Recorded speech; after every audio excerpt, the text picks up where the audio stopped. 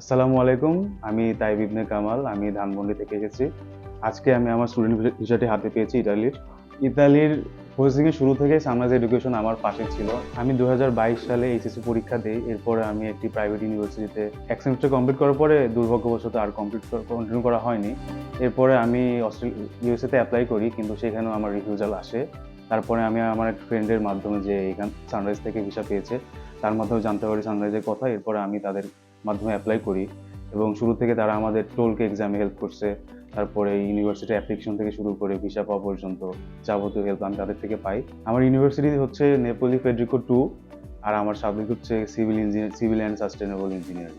আমি full free scholarship এবং regional স্কলারশিপও পাই তাদের মধ্যে। অ্যাডমিশন এবং স্কলারশিপ পাওয়ার পরে আমি এম্বাসির চেকলিস্ট অনুযায়ী সমস্ত ডকুমেন্টস সানরাইজের মাধ্যমে কমপ্লিট করি এবং আমি এটি এম্বাসিতে জমা দেই এবং জমা দেওয়ার 3 দিন পরে আমি মেল পাই আমার ইমেলে এবং আমি আজকে পাসপোর্টটি কালেক্ট করতে পেরেছি। এই জার্নিতে আমার সাথে থাকার জন্য সানরাইজকে অসংখ্য ধন্যবাদ।